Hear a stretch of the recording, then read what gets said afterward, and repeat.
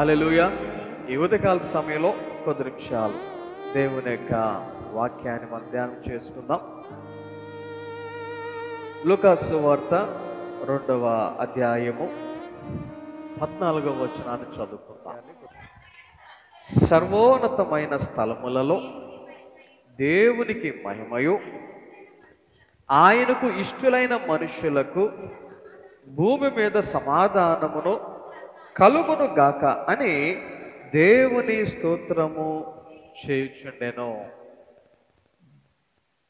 ఈ వాక్యాన్ని అనేక సందర్భాలలో, ఒకటి కాదు రెండు కాదు, అనేక సందర్భాలలో క్రిస్మస్ వచ్చిందంటే చాలు, డిసెంబర్ వచ్చిందంటే చాలు, ఎక్కువ శాతం ఈ యొక్క వచనాన్ని మనము వింటూ ఉంటాం.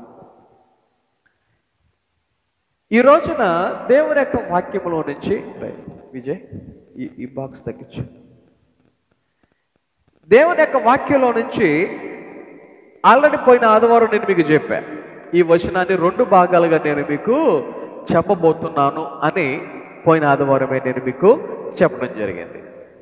అందులో పోయిన ఆదివారం విన్నటువంటి వాక్యం ఏంటంటే, దేవునికి ఎలా మహిమ తీసుకొని రాగలము, దేవునికి ఏ రీతిగా మనం జీవిస్తే దేవునికి మహిమ కలుగుతుంది అనేటువంటి విషయాలు పోయిన ఆదివారమున మనము ధ్యానించున్నాం. ఈ రోజున మనము అదే వచనంలో నుంచి వినబోతున్నటువంటి 2వ భాగం ఏంటి అంటే, ఆయనకు ఇష్టలైన మనుషులకు భూమి మీద సమాధానము. ఎవరికి సమాధానం అంట? ఎవరికి? ఆయనకు ఇష్టలైన మనుషులకు. దేవునికి మనం ఇష్టలుగా ఉంటే, దేవునికి ఇష్టలుగా ఈ లోకంలో జీవిస్తే, ఈ లోకంలో ఉండగా మనకేం కలుగుతుందంట? సమాధానము కలుగుతుంది. సమాధానం కలుగుతుంది అంటే జవాబు కలుగుతుందన్నా.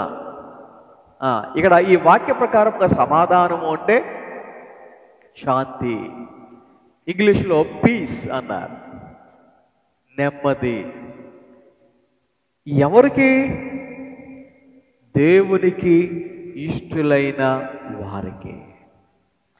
అంటే ఈ యొక్క వాక్య ప్రకారంగా మనం అర్థం చేసుకుంటే, నీవు గనక దేవునికి ఇష్టడుగా, దేవునికి ఇష్టరాలుగా నువ్వు జీవించినప్పుడు, దేవునికి ఇష్టలుగా మనము ఈ లోకములో మనము ఉన్నప్పుడు, వాక్యం చెప్తా ఉంది, నీకు ఈ లోకములో ఏముంటుందంట? భూమి మీద ఉండగా. చూడండి, ఇక్కడ ఒక పాయింట్ మనం అర్థం చేసుకుంటే, పరలోకానికి వెళ్ళిన తర్వాత అనుకుంటారేమో, దేవుని రాజ్యానికి వెళ్ళిన తర్వాత అనుకుంటారేమో. కాదు కాదు కాదు, వాక్యం చెప్తా ఉంది, ఈ భూమి మీద నువ్వు జీవించినప్పుడే, ఈ భూమి మీద నువ్వు ఇంకా బ్రతుకుంటున్నప్పుడే ఏం కలుగుతుందంట? నీకు సమాధానం కలుగుతుంది.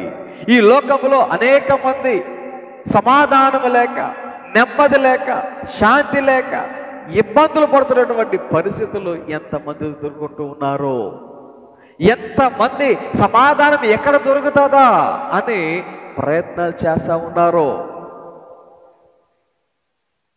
మీరు ఎప్పుడైనా తాగుడు అలవాటు ఉన్న వాళ్ళ దగ్గరికి వెళ్ళి అడగండి, ఎందుకు తాగుతున్నావు అంటే వాడు చెప్పే జవాబులు, ఎక్కువ శాతం చెప్పే జవాబు ఏంటి తెలుసా? మనశ్శాంతి లేదండి. ఏమంటారు?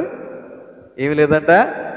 మనశ్శాంతి లేదు, నెమ్మది లేదు, సమాధానం లేదు. అనేక మంది కోటీశ్వరులు కూడా చేతిలో చాలా డబ్బు ఉండొచ్చు, బ్యాంకుల్లో చాలా డబ్బులు ఉండొచ్చు, ఆస్తులు ఉండొచ్చు, కానీ నెమ్మది లేక, సమాధానము లేక, శాంతి లేక ఇబ్బంది పడుతున్న వారు అనేక మంది ఉన్నారు. ఒకనొక సమయంలో మైకేల్ జాక్సన్ అనేటువంటి వ్యక్తి ఒకరు ఇంటర్వ్యూ చేస్తున్నప్పుడు, మీకు సకల సౌకర్యాలు అనేవి ఉన్నాయి, ఇంకా మీకు ఏంటి అంటే, ఆయన చెప్పినటువంటి జవాబు ఏంటి తెలుసా? I don't have piece in my life.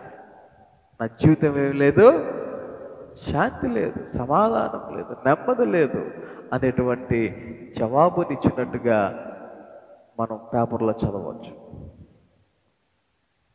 ఏంటి సంగతి? ఎందుకని? ఈ రోజున దేవుని సన్నిధిలో మనందరూ ఇలా కూర్చున్నాం. మీ యొక్క హృదయాలలో, మీ మనసులో ఎంతమంది సంపూర్ణ సమాధానం, సంపూర్ణ నెమ్మది కలిగిన వారు ఎంతమంది ఉన్నారు ఇక్కడ?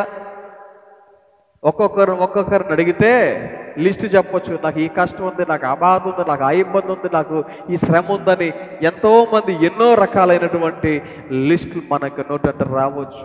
అవునా కాదా? కారణం ఏంటంటే ఈ భూమి మీద మనుషులకి ఏమి కొదువైనది? సమాధానము కొదువైనది. మనుషులకి ఈ భూమి మీద ఉండగా నెమ్మది తగ్గిపోయినది. ఈ భూమి మీద ఉన్నటువంటి మనుషులకు సమాధానము కొదువైపోయి ఉన్నది. అందుకే అది ఇవ్వటానికి యేసయ్య ఏం చేశాడు? మానవునిగా ఈ లోకానికి వచ్చినాడు. నిన్ను నన్ను రక్షించడానికి మాత్రమే కాదు, ఈ భూమి మీద ఉండగా నీవు సమాధానంతో ఉండాలి అని, నెమ్మదితో ఉండాలని ఆయన ఈ లోకానికి మన కొరకు వచ్చి ఉన్నాడు.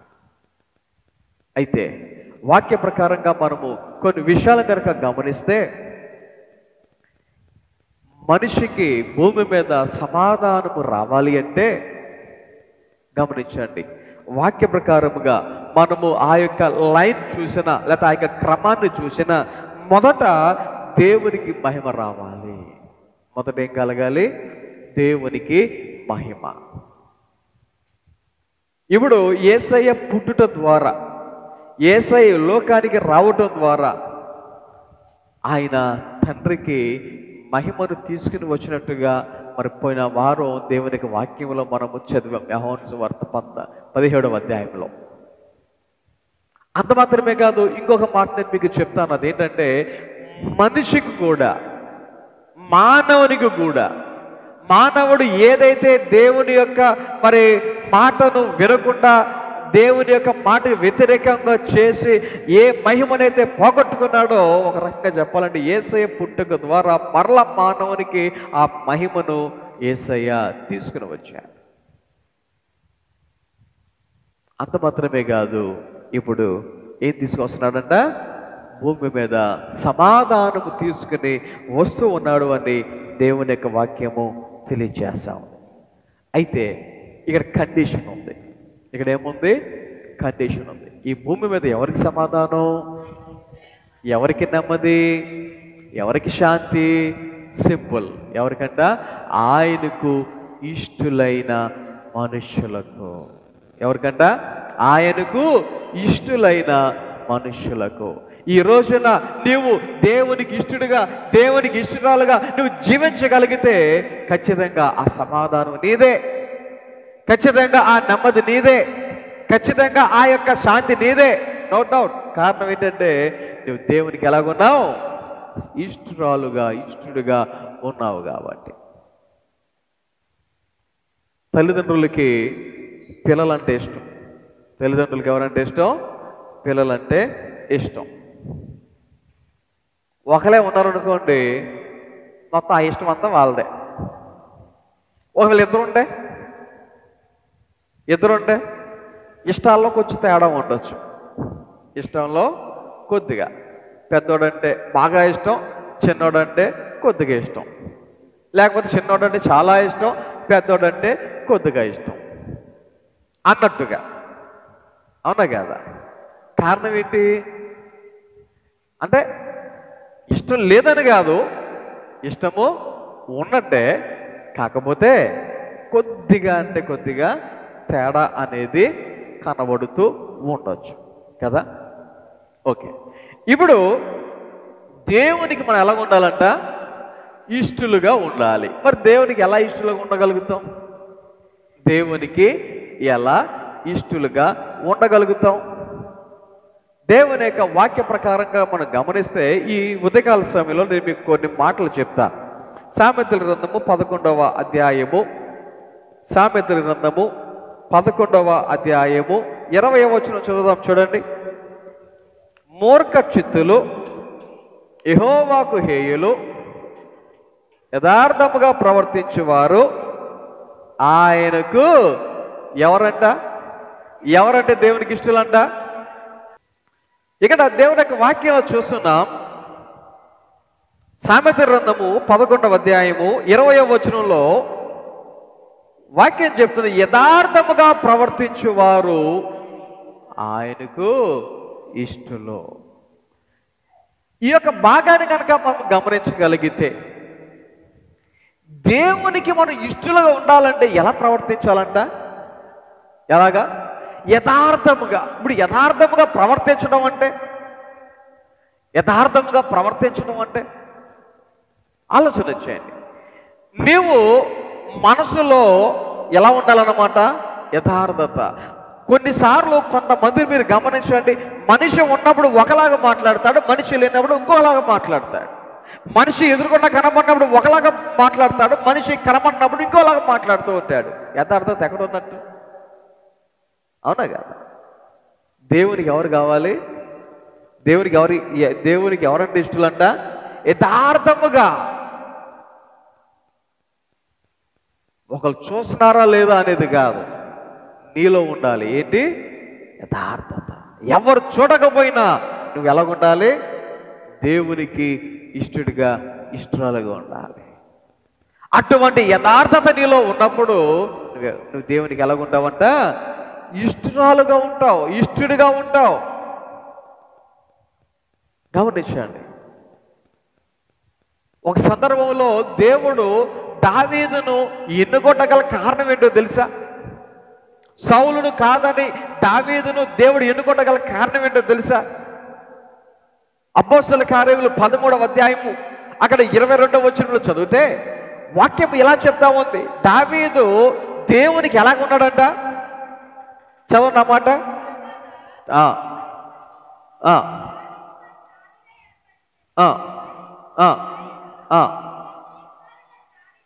చూడండి, దేవుడు చెప్తున్నాడు, నేను ఎవరు కనుగొన్నాను? యెషయ కుమారుడగు దావీదుని కనుగొంటిని. ఎలాంటి వాడంట? నాకు ఇష్టానుసారమైన మనుష్యుడు. చూడండి ఒకసారి, దేవుడు దావీదు గురించి చెప్తున్నటువంటి మాట ఏమని చెప్తా ఉన్నాడు? అతని ఎటువంటి వాడు? నాకు ఇష్టానుసారమైనటువంటి వాడు. అటువంటి సాక్ష్యాన్ని నువ్వు పొందగలిగితే, అటువంటి సాక్ష్యాన్ని మనం కలిగి ఉండగలిగితే, ఆలోచన చేయండి, దావీదుని దేవుడు ఏం చేశాడు? రాజును చేశాడు. మరి నిన్నేం చేయగలడు? కొన్నిసార్లు అనుకుంటారు, కనీసం నన్ను కొట్టుడుగానైనా చేశాడా, ప్యూన్గానైనా చేశాడా అనుకోవచ్చు మనం. అవునా? నీవు దేవునికి ఇష్టడుగా, ఇష్టరాలుగా ఉంటే దేవుడు నిన్ను ఏం చేయాలో అలా చేస్తాడు. కొన్ని జీవితాలను కనుక గమనిస్తే, ఎన్నిసార్లు చెప్పినా, ఎంత చెప్పినా వినటానికి మాత్రం వింటారు, కానీ అది ఎక్కడికి వెళ్దో? ఈ చెవులో నుంచి హృదయంలోకి వెళ్దాం. ఈ చెవులో నుంచి వచ్చేది బయటికి. కొంతమందికి ఈ చెవులో నుంచి బయటకు వచ్చేస్తుంది వేరే చెవులో నుంచి. అలాంటి వారి బ్రతుకుల్లో మార్పు కనబడదు, ఎదుగుదల కనబడదు. కారణం ఏంటో తెలుసా? వాక్యాన్ని కలిగి ఉండకపోవటం వల్ల, దేవుని యొక్క వాక్య ప్రకారం నడుచుకోకపోవటం వల్ల, ఇంకా ఇంకొక మాటలో చెప్పాలంటే దేవునికి ఇష్టలుగా ఉండకపోవటం వల్ల. ఎందుకు చెప్పండి? దేవునికి ఇష్టలుగా ఉండకపోవటం వల్ల. నేను ఎప్పుడు చెప్పే మాట, ప్రతి వానికి వాని క్రియలను బట్టి దేవుడు ఏం చేశాడు? ప్రతిఫలం ఇస్తాడు. ఈ రోజున నువ్వు ఆయనకి ఇష్టడిగా మారిపోయావు అనుకుందాం, చాలా సంతోషం, మంచిది, దేవునికి మహిమ కలుగును గాక. కానీ ఈ రోజు వరకు నీవు జీవించినటువంటి ఆ యొక్క జీవితానికి తగ్గ ప్రతిఫలాన్ని మనం అది కూడా పొందుకోవాల్సిందే. కొన్ని జీవితాలలో ఆలస్యమవట గల కారణాలు ఏంటో తెలుసా? కొన్ని జీవితాలలో దేవునికి అయిష్టలుగా జీవించడం వలన ఎన్నో ఆలస్యాలు అవుతూ ఉంటున్నాయి. పొందుకోవాల్సినవి ఎన్నో మనం పొందుకోవడానికి ఆలస్యం చేసుకుంటూ ఉన్నాం. కారణం దేవునికి అయిష్టలుగా జీవించడం, దేవునికి ఇష్టలుగా జీవించకపోవటం. కీర్తన గ్రంథము 18వ కీర్తన 19వ వచనంలో చూస్తే అక్కడ దావీదు గారు చెప్తున్నటువంటి మాట ఏమంటున్నారంటే ఇక్కడ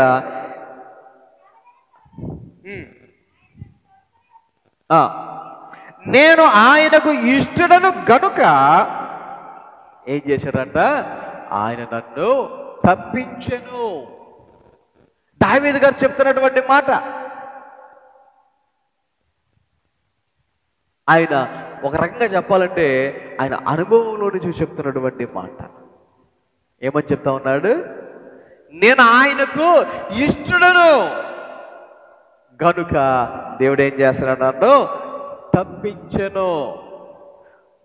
దేవుడు దావీదుని ఎన్నుకున్నను, దేవుడు దావీదుని రాజుగా చేయాలి అనేటువంటి ఆలోచన దేవునికి వచ్చినను. దావీదుని చంపడానికి ఎన్నో ప్రయత్నాలు జరిగాయి, ఒకటి కాదు రెండు కాదు. తరిమి తరిమి తరిమి తరిమి మరి కొండల్లో లోయల్లో అడవుల్లో తరిమి మరి చంపడానికి ప్రయత్నాలు జరిగినటువంటి పరిస్థితులు ఎన్నో ఉన్నాయి దావీదు జీవితంలో. నువ్వు వాయిద్యాన్ని వాయించు, నువ్వు వాయిద్యం వాయిస్తే నాకు వినసొంపుగా ఉంటుందంటే ఆయన వాయిద్యం వాయిస్తూ ఉంటే ఆ సమయంలో కూడా చంపడానికి ప్రయత్నాలు జరిగాయి, ఈటుతో చంపడానికి. అయితే ఆ దావీదు గారు చెప్తున్నటువంటి మాట అనుభవంలో నుంచి, నేను దేవునికి ఎలా ఉన్నాను, ఇష్టడుగా ఉన్నాను కాబట్టి దేవుడు నన్ను ఏం చేస్తా ఉన్నాడు, తప్పిస్తూ ఉన్నాడు. ఈ రోజుకి కూడా మనం తప్పింపబడుతూ ఉన్నామంటే కాస్తో కోస్తో దేవునికి మనం ఎలాగ ఉన్నట్టు, పూర్తిగా కాకపోయినా కాస్తో కోస్తో ఎలా ఉన్నట్టు అనమాట, దేవునికి ఇష్టలుగా ఉన్నాం. మనం దేవునికి ఎలా ఉన్నాం, ఇష్టలుగానే ఉన్నాం. అబ్బాయి దేవుడు నన్ను ఇష్టపడతలేదో మరి మీరు ఎవరు బెదిరిపోవద్దు, కంగారు పడిపోవద్దు. ఆయనకి మనం కాస్తో కోస్తో ఇష్టలుగా ఉన్నాం కాబట్టి ఈ రోజుకి కూడా మనం ఎలా ఉన్నాం అనమాట, తప్పించబడుతూ సజీవులుగా ఉన్నాం. దేవుని యొక్క వాక్యములో దినవృత్తాంతములు మొదటి గ్రంథం 29వ అధ్యాయం 17వ వచనంలో చదివితే వాక్యం ఇలా సెలవిస్తూ ఉన్నది, నా దేవా నీవు హృదయ పరిశోధన చేయొచ్చు, యథార్థవంతుల యందు ఇష్టపడుచున్నావని నేను ఎరుగుదును. ఆయన చెప్తున్నటువంటి మాట దేవుని యొక్క వాక్యాలు మనం చదువుతూ ఉన్నాం. ఏమని చదువుతున్నాం అంటే దేవుడు ఎవరిని ఇష్టపడుచు ఉన్నాడంట, యథార్థవంతుల యందు ఇష్టపడుచున్నావు. అంటే మిగతా వారి ఇష్టం లేదని కాదు, మీకు చెప్పాను కదా, పెద్దోడంటే చాలా ఇష్టం, చిన్నోడంటే తక్కువ ఇష్టం అన్నట్టుగా ఇష్టం ఉండొచ్చు. పిల్లలంటే ఇష్టమే, కాకపోతే పెద్దోడు కానీ చిన్నోడు కానీ కొంచెం ఎక్కువ ఇష్టం ఉన్నట్టుగా ఇక్కడ వాక్యంలో చదువుతున్నాం. యథార్థవంతులు అంటే దేవునికి ఇష్టము. అంటే మిగతా వారి ఇష్టం లేదని కాదు, మిగతా వారు కూడా ఇష్టం ఉండొచ్చు, కానీ ఎక్కువ ఇష్టం ఎవరంట, యథార్థవంతులు అంటే. ఈ ఉదయకాల సమయంలో నీ జీవితంలో నీ యథార్థత దేవునికి ఏం తీసుకొస్తుంది, నీ ఎడల ఇష్టాన్ని కలిగిస్తూ ఉంది. నీలో ఉన్న యథార్థత దేవునికి ఏం తీసుకొస్తుంది, ఇష్టాన్ని తీసుకుని వస్తూ ఉంది. ఈ ఉదయకాల సమయంలో మన జీవితాలను మనం పరిశీలన చేద్దాం. దేవునికి ఇష్టలుగా ఉన్నామా, దేవుని ఎడల యథార్థముగా ఉన్నామా? ఆలోచన చేయండి. యథార్థత అనేది చాలా ప్రాముఖ్యం.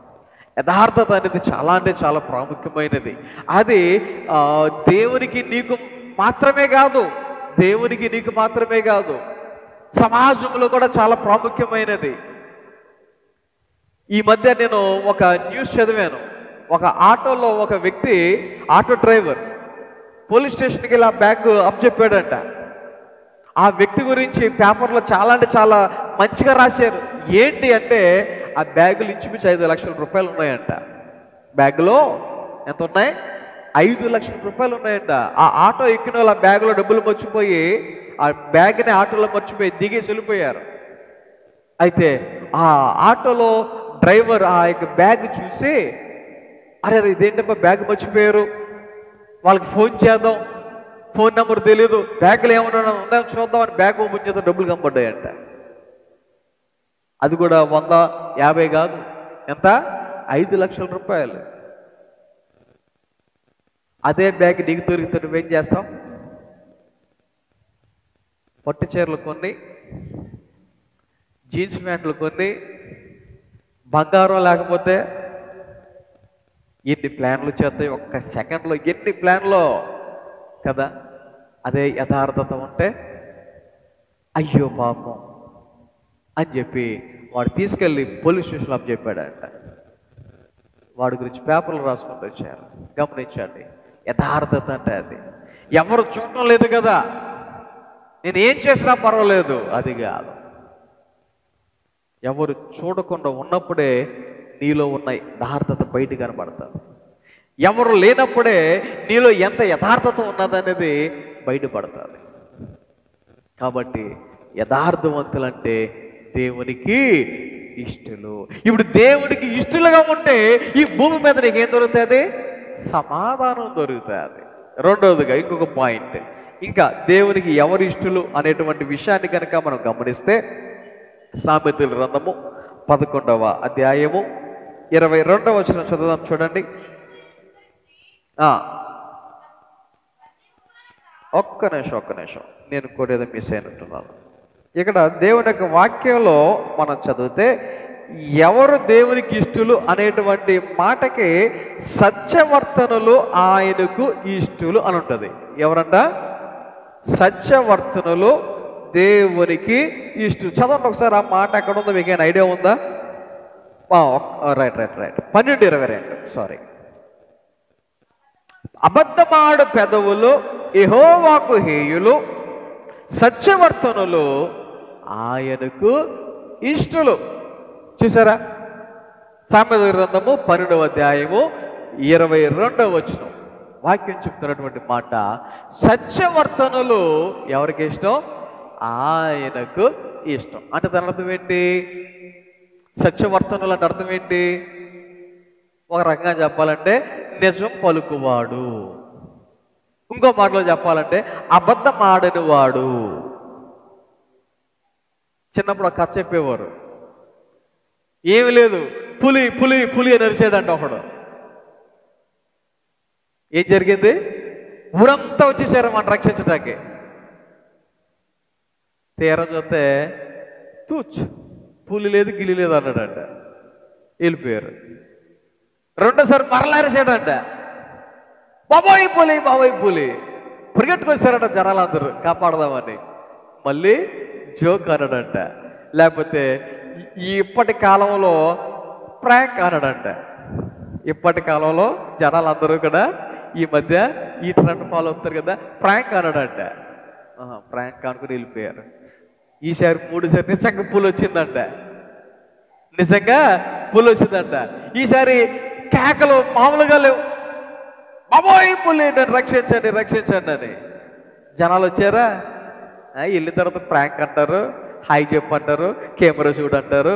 కాబట్టి వెళ్ళటం అనవసరం అని వెళ్ళలేదంట. చిన్నప్పుడు చదివిన కథే కదా ఇది. చదివారా లేదా? ఆలోచన వచ్చేయండి. అబద్ధం ఆడితే ఎవరికైనా ఇష్టం ఉంటుందా? మీకైనా సరే మీ పిల్లలు అబద్ధాలు చెప్తున్నారనుకోండి, ఇష్టం ఉంటుందా? అబ్బే, కొన్నిసార్లు కావాల్సి కల్లా మీరే నేర్పిస్తారు కదా. డాడీ ఇంట్లో ఉంటాడు కానీ ఏం చెప్తారు? లేడు, బయటికి వెళ్ళాడని చెప్పు అంటారు. పిల్లలకి ఏం నేర్పిస్తున్నారు? ఇంట్లోనే ఉంటారు, డాడీ లేరని చెప్పు అంటాం. కొంతమంది పిల్లలు తెలివైన వాళ్ళు అయితే లేరని చెప్తారు. అమ్మాయికి ఏం చేస్తారు? మా డాడీ లేరని చెప్పుకున్నారు అంటారు. అవునా కదా? పిల్లలకి ఏం నేర్పిస్తున్నాం? పిల్లలకి ఏం నేర్పిస్తున్నాం? సరే, పిల్లల సంగతి పక్కనట్టు అసలు మీరేం మాట్లాడుతున్నారు? మీరేం చెప్తా ఉన్నారు? మీ నోటంట నిజాలు వస్తున్నాయా, అబద్ధాలు వస్తున్నాయా?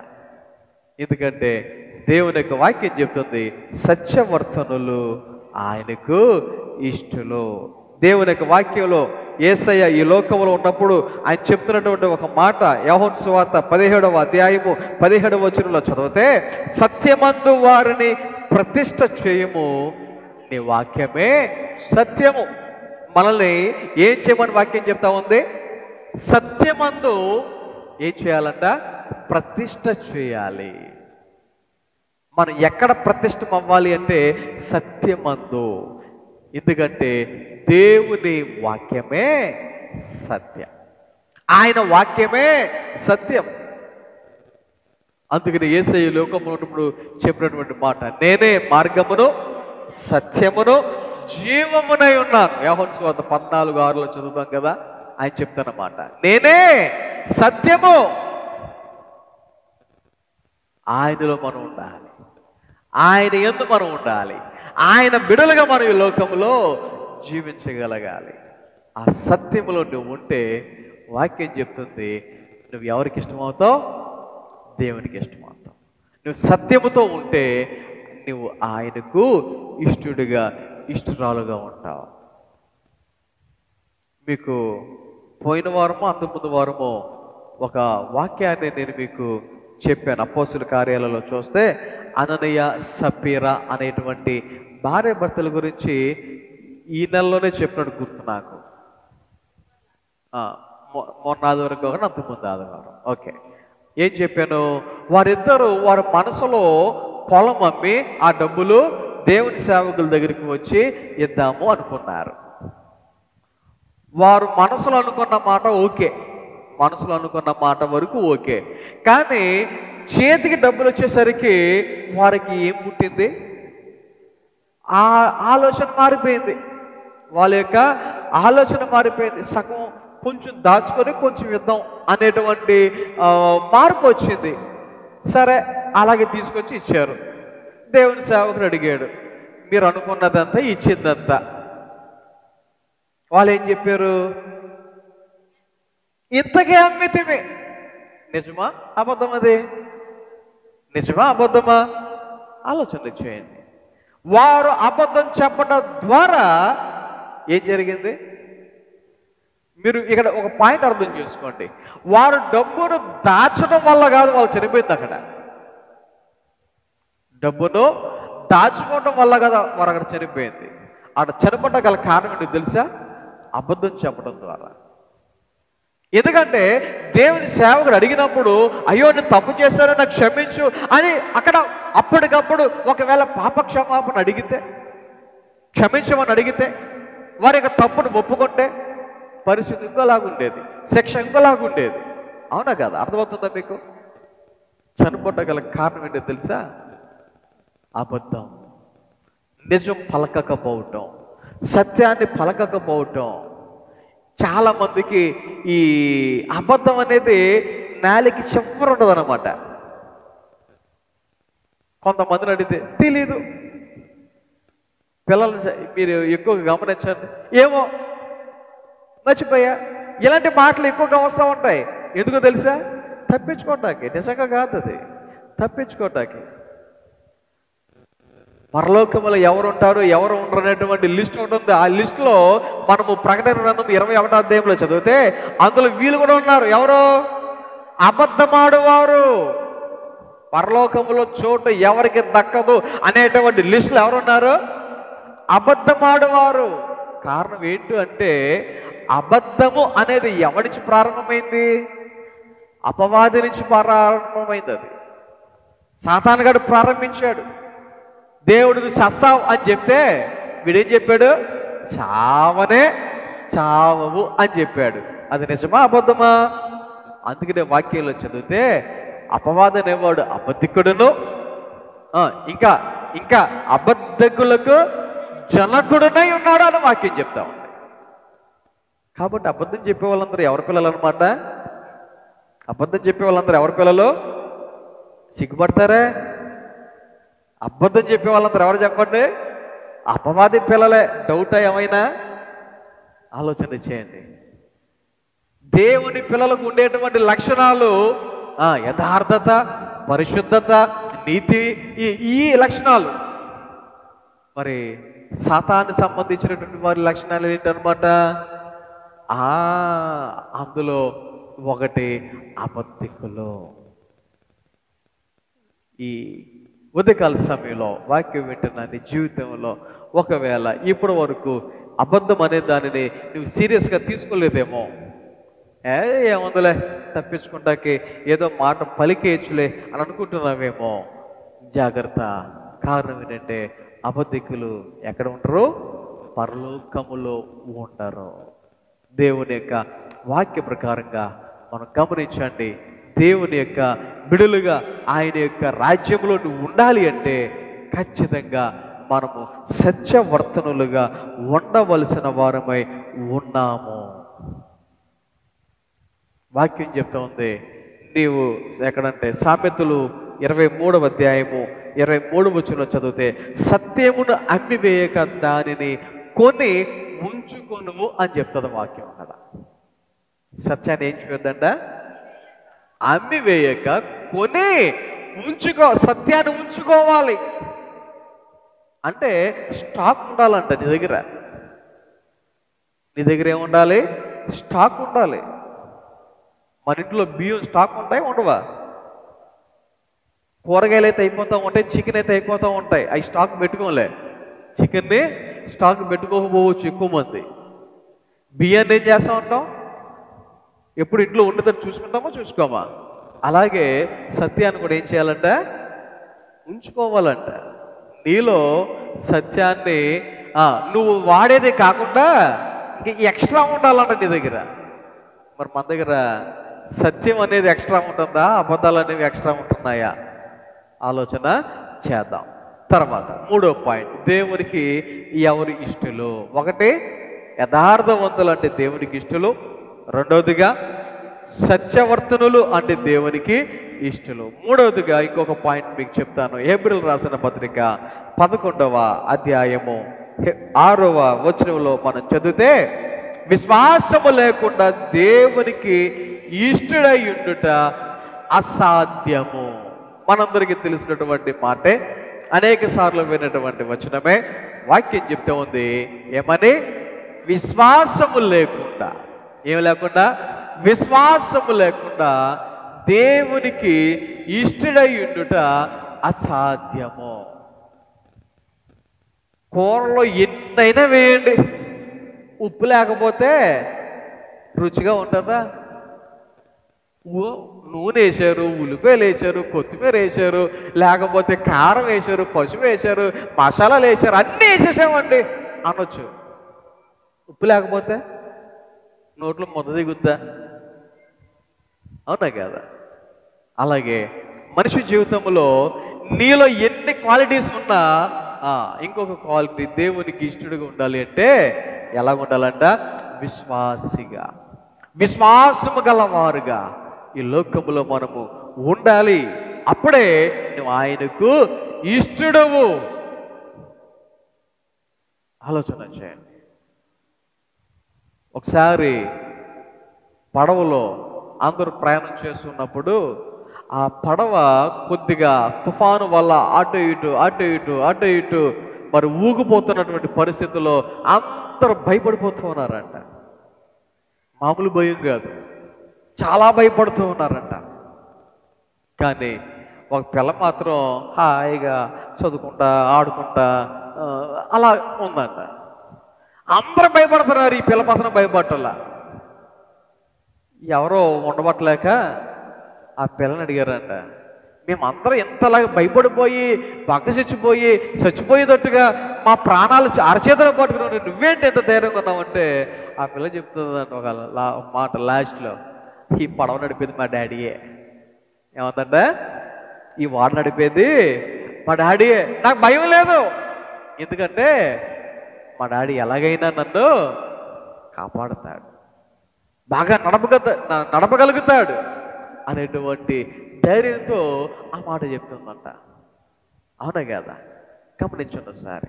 మన జీవితంలో దేవుని యందు విశ్వాసము నువ్వు ఉంచగలిగినప్పుడు దేవుని ఏం చేయగలుగుతావు? నువ్వు పూర్తిగా సంపూర్ణముగా విశ్వాసం ఉంచగలుగుతావు. సంపూర్ణముగా ఆయన మీద విశ్వాసం ఉంచవలసిన వారిపై ఉన్నాం. అప్పటి వరకు నీవు ఎదుగుతూ ఉండాలి విశ్వాసములో. ఎందుకు ఈ మాట చెప్తున్నానంటే, అప్పటి వరకు అనేటువంటి మాట ఎందుకు చెప్తున్నానంటే, చాలామందికి విశ్వాసం ఉంటుంది కానీ అప్పుడప్పుడు పక్కకి వెళ్తూ ఉంటారు అన్నమాట. అప్పుడప్పుడు వెనక్కి వెళ్తూ ఉంటారు అనమాట. వెనక్కి వెళ్తామంటే చర్చ వెనకాలకో లేకపోతే మా పక్కకంటే ఇటుకొని కాదు, దేవుని మీద నుంచి విశ్వాసాన్ని, నమ్మకాన్ని కొంతమంది కోల్పోతూ ఉంటారు. ఏమో దేవుడు చేయగలుగుతాడా ఏంటి, కాబట్టి ఏం చేయాలి, ముహూర్తం దగ్గరికి వెళ్ళాలి. దేవుడు చేయగలుగుతాడా ఏంటి, ఎందుకంటే ఇది మా అమావాస్య కదా, దేవుడు చేయగలుగుతాడా ఏంటి, ఇది మంగళవారం కదా.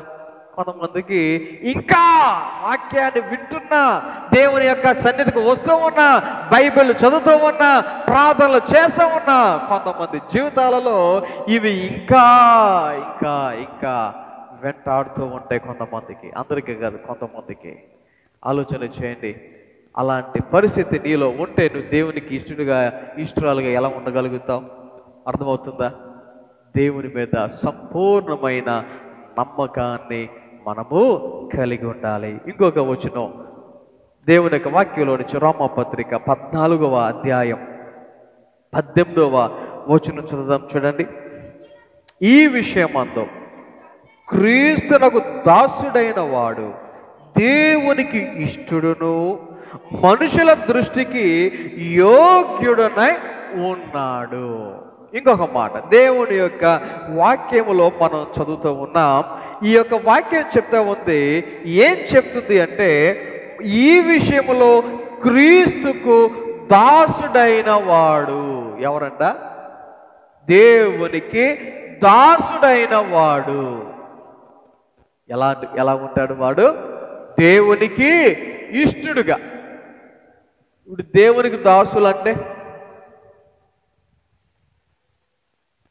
కొంతమంది పేర్లు పెట్టుకుంటారు. క్రీస్తు దాసు, యేసు దాసు పేర్లు పెట్టుకుంటారు. మరి నిజంగా ఆయనకు దాసులుగా ఉన్నారా? నిజంగా ఆయనకు దాసులుగా ఉన్నారా? ఆలోచన చేయండి ఒకసారి. ఇప్పుడు దేవునికి దాసులు అంటే, దేవునికి దాసులు అంటే ఇప్పుడు దాసుడు అంటే అర్థం ఏంటి? సింపుల్గా చెప్పాలంటే పనివాడు అని అర్థం. దాసుడు అంటే అర్థం ఏంటి? యజమానుడు, దాసుడు అనేటువంటి పదాలు వస్తాయి కదా. ఇప్పుడు దాసుడు అంటే దేవునికి లోబడేవాడు, ఆయన మాట ప్రకారముగా జీవించేవాడు. రైట్. మరి మన జీవితంలో మనము దేవునికి దాసుడుగా, దాసురాలుగా ఉంటే మనం దేవునికి ఎలాగుంటామంట? ఇష్టడుగా ఉంటాం. ఇక్కడ దానిపై కొన్ని వచనాలలో గనక కొన్ని మాటలు గమనిస్తే అక్కడ కొన్ని విషయాలు చెప్తా ఉన్నాయి. ఏంటి ఆ విషయాలు అంటే, మేలైనది దూషణ పాలు కానీయకుడి. ఏం చేయకూడదంట? మేలైనది దూషణ పాలు కానీయకుడి. మేలైన దానిని ఏం చేయొద్దు? దూషణ పాలు కానీయకుడి. రైట్. మురికి నీళ్ళు పారబోసం, మురికి నీళ్ళు పారబోసం. కింద వాటర్ బాటిల్ కొనుక్కొని సిగరెట్ కొంటారా? మనసు బుద్ధ? 20 రూపాయలు పెట్టి వాటర్ బాటిల్ కొనుక్కుంటే ఆ యొక్క వాటర్ బాటిల్తో చీకటి కొట్టారనుకోండి, మన మనసు బుద్ధ? ఇంకో మాట చెప్తున్నారు, మీరు ఏమనుకోవద్దు. మన డబ్బులతో మనం కొనుక్కుంటే మనం కడుక్కోం, పక్కన బాటిల్ అయితే కడిగేసుకుంటాం. ఏంటంటే మన డబ్బులు కాదుగా. కొంతమంది నేను గమనిస్తూ ఉంటాను, నాకు కొద్దిగా వాటర్ ప్రాబ్లం, వేరే నీళ్ళు తాగితే వెంటనే తుమ్ములు రావటం ఇవన్నీ ఉంటాయి. కాబట్టి ఎక్కడికి వెళ్ళి మ్యాక్సిమం నా ఇంట్లో నుంచే వాటర్ పట్టుకెళ్తా. ఒకవేళ పట్టుకెళ్ళిన బాటిల్ అయిపోతే అప్పుడు కొనుక్కుంటాను, లేకపోతే ఇంట్లో నీళ్ళు వాడుకుంటాను, అందులో డౌట్ లేదు. ఇన్ కేస్ ఒకవేళ నేను కొనుక్కున్న బాటిల్ ఎవరైనా అడిగారు అనుకోండి తాగడానికి, ఓకే తాగండి అన్నట్టుగా ఇస్తాను. కొంతమంది ఏం చేస్తారు తెలుసా? దాహానికి ఏదో ముద్దు తడుపుకుంటే పర్లా, ఎత్తిన బాటిల్ దించరే, గొడ గొడ గొడ గొడ తాగేసి బాటిల్ ఖాళీ బాటిల్ అని పెడతారు. అబ్బా, అక్కడ డబ్బుల సమస్య కాదు, వెంటనే నీళ్ళు తాగాలంటే పరిస్థితి ఏంటి? ఆలోచన చేయండి ఒకసారి. మేలైన దానిని ఏం చేయొద్దంట? దూషణ పాలు. ఓకే, ఇందాక మీకు జస్ట్ కిన్లే బాటిల్ ఒక్కటి మీకు ఎగ్జాంపుల్గా మీకు అర్థమవుతుందో నా మాట చెప్పాను కదా. ఇప్పుడు మన యొక్క దేహము ఎంత విలువైనది, లేకపోతే మనకి జీవితము ఎంత విలువైనది? అవునా కదా? వాక్యాలు చెప్తున్నాయి, మీరు ఆ, మీ సొత్తు కాదు. ఎందుకని? విలువ పెట్టి కొనబడిన వారు అని వాక్యం చెప్తుంది. మనము మన సొంతము కాదంట, మనం ఏమై ఉన్నామంట? విలువ పెట్టి కొనబడిన వారము అని వాక్యం చెప్తుంది. ఓకే, మరి ఇప్పుడు మన దేహాన్ని, మన జీవితాన్ని మనం ఏం చేస్తున్నాం? వాక్యం ఏం చెప్తుంది? దూషణ పాలు కానీయకుడి, వేస్ట్ చేయొద్దు, పాడు చేయొద్దు. మరి మనం ఏం చేస్తున్నాం? గమనించాలి. ఇంకా ఇంకా కిందకి చదువుకుంటూ వస్తే, దేవుని రాజ్యము భోజనమును పానమును కాదు కానీ నీతియు సమాధానము పరిశుద్ధాత్మ యందలి ఆనందమునై ఉన్నది. ఏం కాదంట? దేవుని రాజ్యం అంటే ఏం కాదు? భోజనము పానము. ఇదే జీవితం ఒకటి కొంతమందికి ఇంకా ఏ విషయంతోనూ పడలేదు. టైంకి 3 పూట్ల కడుపు నిండుతుందా లేదా, అదే వాళ్ళ జీవితం. వాక్యంలో ఒక మాట ఉంటుంది, వారి కడుపే వారి దేవుడు. ఆలోచన చేయండి ఒకసారి. దేవుని రాజ్యం అంటే ఏం కాదు? భోజనమును పానమును కాదు కానీ నీతియు సమాధానమును పరిశుద్ధాత్మ యందలి ఆనందమునై ఉన్నది. ఈ లోకములో నీవు తిండి కొరకు ఎంత కష్టపడుతున్నావో, తిండి కొరకు ఎంత శ్రమ పడుతున్నావో, తిండి కొరకు ఎంత సమయాన్ని అయితే నువ్వు వెచ్చిస్తున్నావో, దానికంటే ప్రాముఖ్యమైనటువంటి దేవునికి రాజ్యములో ఏముండబోతున్నాయంట? నీతి, సమాధానము, పరిశుద్ధాత్మ అందలి ఆనందం అని చెప్తూ వాక్యాలు చెప్తూ ఉన్నాయి. ఆ మూడింటి కొరకు ఈ లోకములో నువ్వు ఎంత వరకు జీవించగలుగుతున్నావు, శ్రమ పడగలుగుతున్నావు, లేకపోతే నీ సమయాన్ని వెచ్చించగలుగుతూ ఉన్నావు? ఎక్కువ మంది చెప్పే మాట, ఈ కష్టపడిది ఎందుకండి, ఈ శ్రమపడిది ఎందుకండి, తింటాకే కదా. లేదా కొంతమంది ఇంకొక మాట ఎక్స్ట్రా, పిల్లలకే కదా. అవునే కదా మనం చెప్పే మాట, మన డైలాగ్ ఇదే కదా, మన పిల్లల గురించే కదా. రైట్, మంచిది. కానీ దానికంటే ప్రాముఖ్యమైనది ఏముందంట? నీతి, సమాధానము, పరిశుద్ధాత్మ యందలి ఆనందము. ఈ మాటలు చెప్పి అప్పుడు వాక్యం చెప్తుంది, ఈ విషయమందు. ఏ విషయమందు? ఈ విషయం అంటే ఏ విషయం?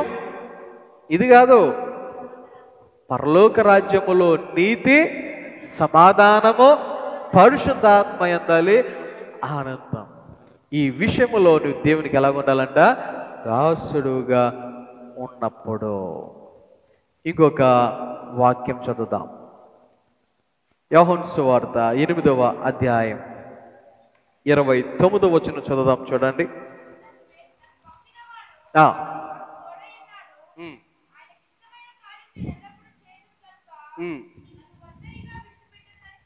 చూడండి, దేవుని యొక్క వాక్యంలో మనం చదువుతున్నటువంటి మాటను మనం గమనిస్తే, ఆయనకు ఇష్టమైన కార్యము నేను ఎల్లప్పుడూ చేయుదును.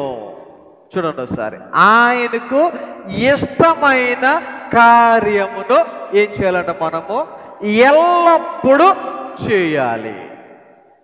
బాగా ఆలోచన చేయండి. ఎవరికి ఇష్టమైన పనులు చేయటం కంటే మనకిష్టం.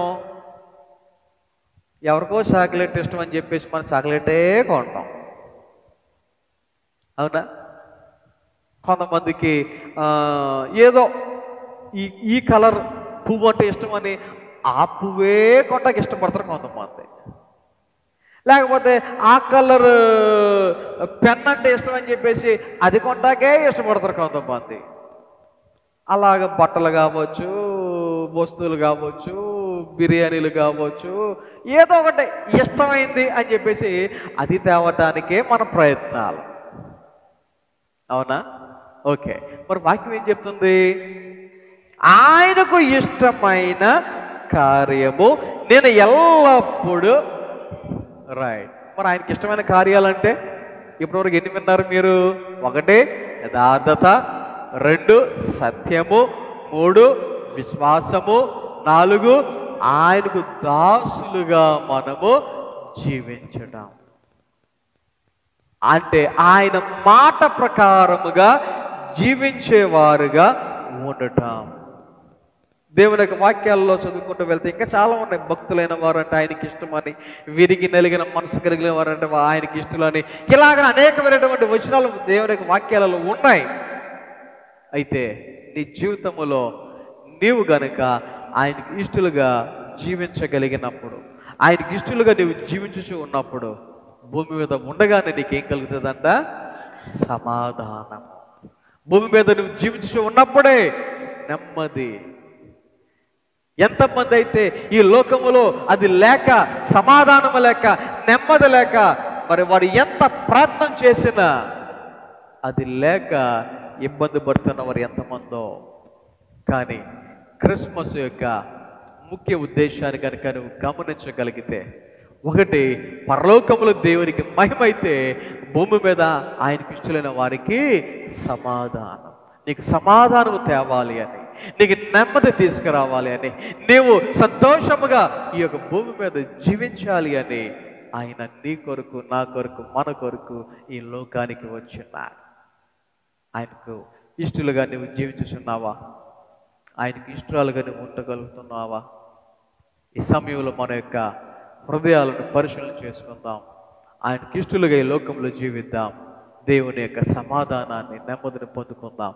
కొద్ది మాటలు మన వినికిడిలో దేవుడు ఫలింపచేసి నడిపించును గాక. ఆమె ప్రార్థన చేసుకుందాం. అందరూ తలలు వంచండి, కళ్ళు మూసుకోనండి. ప్రార్థన. పరిశుద్ధుడా, మహోన్నతుడా, గొప్ప దేవా, నీ ఘనమైన నామమునకు వందనాలు, స్తోత్రాలు తండ్రి. నీ బిడ్డలను మమ్మల్ని అందరిని ప్రేమించి నీ సన్నిధికి నడిపించి పాటల్లో, వాక్యములో, ఆరాధనలో సహాయం చేసిన విధానాన్ని బట్టి మీకు వందనాలు. నీ వాక్యాన్ని ధ్యానించడానికి ఇచ్చిన అవకాశాన్ని బట్టి మీకు వందనాలు. ఈ భూమి మీద సమాధానము రావాలి అంటే, నీకు ఇష్టలుగా ఈ లోకంలో మేము జీవించాలి అని నీ యొక్క వాక్యం ద్వారా మాట్లాడిన ప్రతి మాటను బట్టి వందనాలు, స్తోత్రాలు తెలియజేసుకుంటూ ఉన్నాం. దేవా, విన్న వాక్యాన్ని మా హృదయాలలో భద్రపరుచుకుని వాక్యానుసారముగా మేము నడవడానికి సహాయం చేయమని ప్రార్థన చేయొచ్చు ఉన్నాం. మరి ముఖ్యంగా ఈ వారంలో జరగబోయే కార్యక్రమాలలో, పనుల్లో మీరే సహాయం దయచేయండి. బిడ్డలకు చదువుల్లో, పని చేస్తున్న వారికి పనుల్లో, ఉద్యోగం చేస్తున్న ఉద్యోగాలలో, ఇంటి పనులు చేసుకున్న వారికి పనుల్లో, వ్యాపారం చేస్తున్న వారికి వ్యాపారాలలో సహాయం దయచేయమని, దేవా యొక్క క్రిస్మస్ సీజన్లో మేమందరం సంతోషిస్తూ, ఆనందిస్తూ, నీకు ఇష్టలుగా ఈ లోకంలో మేము జీవించడానికి సహాయం చేయమని ప్రార్థన చేయించున్నాం. నీ బిడ్డలు దేవా నీ సన్నిధికి వచ్చి మీరు దీవించి ఆశీర్వదించిన దానిని బట్టి నీ సన్నిధిలో నీకు సమర్పించిన ప్రతి కానుకలను, అర్పణములను మీరు స్వీకరించండి.